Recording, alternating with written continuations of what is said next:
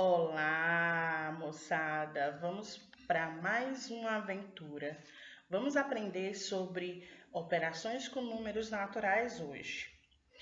Os algarismos da adição, veja que na adição os termos dele são as parcelas. O resultado dessa adição chamamos de soma ou total. Para termos algumas ideias de associações à adição, podemos seguir alguns exemplos. Juntar quantidade e manter a quantidade desses números de acréscimos. Observe esse exemplo. Joana estuda no 6º ano. B. Em sua escola há 358 meninos e 536 meninas. Qual é o total de alunos dessa escola? Vejam bem que nesse problema usamos a representação da junção das quantidades de aluno de uma escola, ou seja, o total de alunos existencial. Já no segundo exemplo, vimos que na escola de Joana há 894 alunos. Se nessa escola 87 novos alunos forem matriculados, quantos alunos a escola passará a ter? Prestem bem atenção, que nesse problema usamos o acréscimo da quantidade a outra já existente. Isso, logicamente, estamos estabelecendo associações da adição. Na nossa representação de adições, existe umas regrinhas que chamamos de propriedades da adição. Bem, o que é uma propriedade da adição? É uma propriedade onde juntamos elementos de dois ou mais conjuntos, formando um novo conjunto. Então, vamos começar. A propriedade comutativa. Na comutativa, se mudarmos as parcelas de lugar na adição, o resultado não se altera. Veja nos seguintes exemplos que eles mostram exatamente o que eu acabei de mencionar para vocês. Observe que temos 7.476 mais 5.328. Se mudarmos sua posição para 5.328 mais 7.476, será o mesmo resultado independente de sua posição. Sempre será o mesmo. No caso dessa adição, mesmo mudando, o seu resultado permanece 12.804. Na segunda propriedade, vamos mencionar agora as propriedades associativas. Já nas parcelas de uma adição, podem ser somadas de maneiras diferentes. Mas, se lembrarmos, seu resultado também não irá se alterar. Veja nesse exemplo que eu coloquei. 10 mais 5, que está dentro do parênteses, mais 2. E se mudarmos sua maneira de se posicionar devidamente com os parênteses, como 10 mais, dentro do parênteses, 5 mais 2, será o mesmo resultado, independente das suas modificações, colocando parêntese.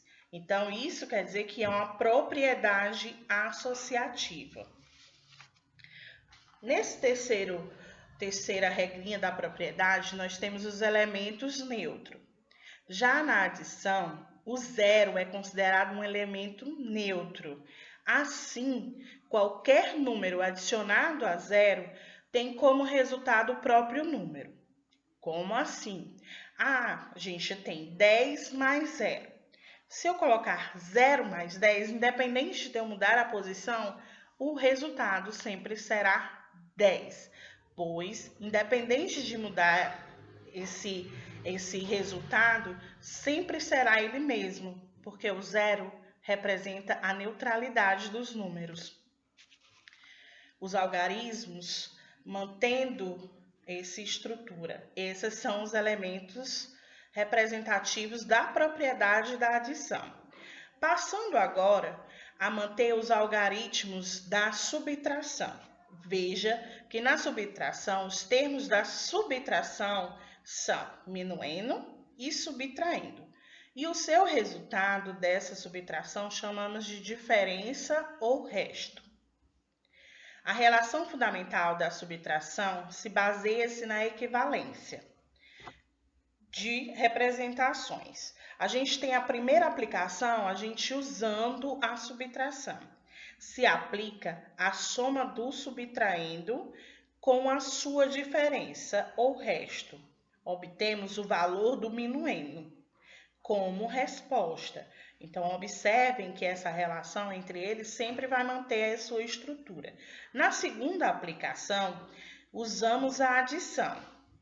Se aplicarmos a inversão desses números, como diminuir a soma ou total com uma das parcelas, obteremos o valor da outra parcela como correspondência, de acordo com o que nós vamos sequenciando ou que o problema esteja relacionado ou sendo solicitado, tá bem? Como nas adições, para termos algumas ideias associativas entre esses números. Entre esses números, podemos ser apresentado alguns problemas.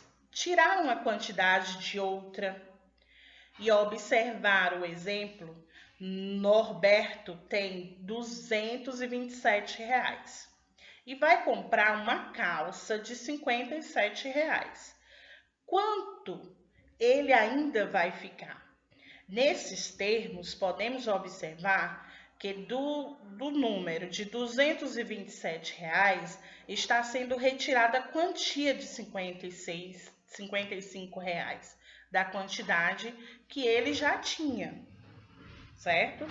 Já no segundo exemplo, Juvenal tem R$359 na poupança e quer comprar uma televisão de R$600.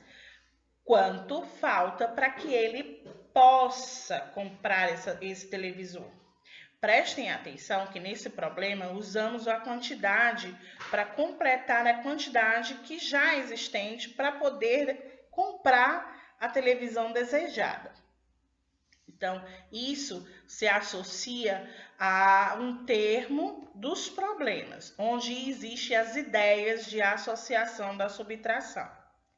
No terceiro exemplo, ele mantém: comprei os pontos de Angélica com os pontos dos demais. Prestem atenção, vamos comparar, né? Compare os pontos dessa representação. Felipe tem 1.278 pontos. Jorge já tem 2.188 pontos. E Angélica, 1.895 pontos. Veja que compararmos as pontuações de cada um, se estabelecerá uma associação mantida entre a relação de cada ponto que cada número representou. Se eu pedisse para comparar a quantidade de pontos que Felipe fez a menos, ou com Jorge, ou com Angélica, a gente iria fazer um balanço entre esses números, certo? Algarismos da multiplicação.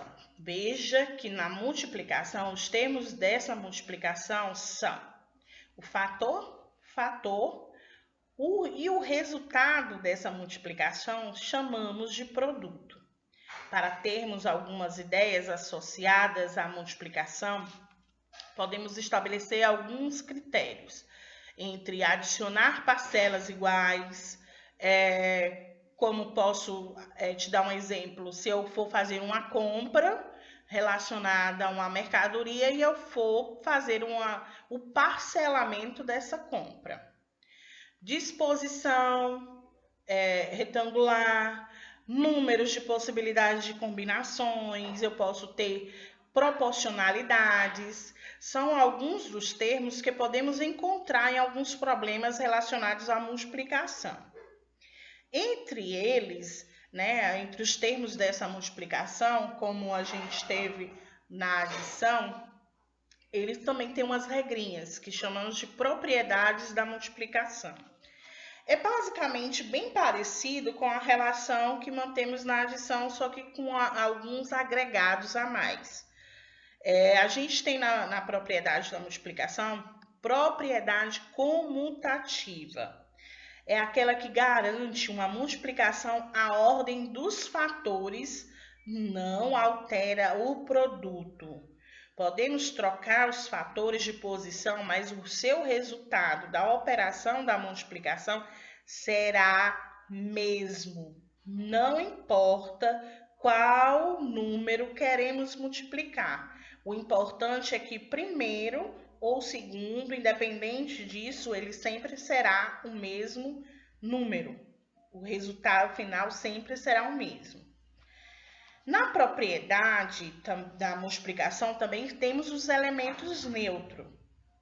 Esse elemento neutro aqui garante que existe um número que, ao se multiplicar por qualquer outro, não vai alterar. Isso mesmo, qualquer número multiplicado por 1 sempre será ele mesmo. Se eu mantiver algum número multiplicado por 1, sempre vai ser ele mesmo. Dentro da questão das propriedades, a gente tem um elemento neutro, mas a gente também tem a propriedade do elemento nulo. O que quer dizer isso? Segundo essa propriedade, sempre multiplicamos qualquer número pelo elemento nulo, o resultado sempre será zero. Lembrando que o elemento nulo aí é o zero, certo? Então, se multiplicarmos esse número, sempre vai ser zero. Também temos a relação da propriedade associativa. Quando multiplicarmos 3 ou mais fatores, podemos escolher várias ordens para resolver essa operação da multiplicação, só que o resultado sempre será o mesmo, independente da forma que você vai ordenar essa multiplicação. Já na propriedade distributiva, garante que os produtos dessa soma é igual à soma do produto, ou seja, prestem bem atenção. Quando houver uma soma de dois números entre parênteses, multiplicar por número qualquer, seja ele que esteja fora, podemos realizar a soma primeira e depois fazer a multiplicação. Ou a gente escolhe, ou a gente faz a soma desse número que está dentro do parênteses para multiplicar com o que está fora, ou a gente passa a multiplicar esse número por parcelas dessa soma. Depois faz a relação dessa soma. O que quer dizer isso? É você relacionar o número que está dentro do parênteses e multiplicar com o que está fora. Se a gente tem dois números dentro, o que está fora vai ser distribuído para a sua multiplicação, certo? E depois que essa multiplicação houver, a gente faz a junção dessa soma desses dois fatores multiplicativos. Entre a multiplicação, que a gente está vendo aqui, são as 4 operações, certo? As 4 operações relacionadas aos números naturais. Então, já falamos um pouco sobre a adição, subtração, multiplicação e os algoritmos da divisão agora. Veja que na divisão, os termos dessa divisão são chamados de quê? Dividendo, divisor, e o resto dessa representação, dessa divisão, chamamos de quociente, o resultado, junto com o resto. Se vamos fazer uma divisão de um número, onde indica uma divisão exata ou não exata, há a presença do resto, certo? O quociente sempre é aquele que multiplica com o divisor para encontrarmos o dividendo. Para ter alguns termos de algumas ideias associativas a essa divisão, a gente sempre vai relacionar a repartir igualmente, a medida ou quantidade de vezes que uma quantidade cabe em outra. São alguns termos que podemos encontrar em alguns problemas, certo? Podemos relacionar alguma quantidade existencial que a gente pode dividir essa quantidade para uma certa quantia.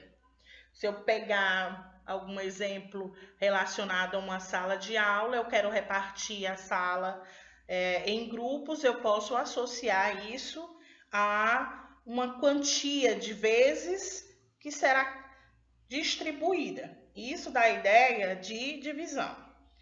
Agora, entre a divisão, a gente tem a relação fundamental da divisão. O que quer dizer isso? É que no dividendo, mantendo o valor do dividendo, ele sempre vai ser igual ao divisor vezes o quociente mais o resto. Toda vez que aplicarmos essa relação, podemos descobrir o valor desejado. Basta seguir a sua sequência e as suas posições. Sempre numa divisão, procuramos o quociente. Multiplicamos pelo divisor e que seja igual ou aproximado ao dividendo, decidindo assim se essa divisão obterá resto ou não. Se ele obteve um resto, a gente faz a soma desse número para que ele possa chegar a um resultado final.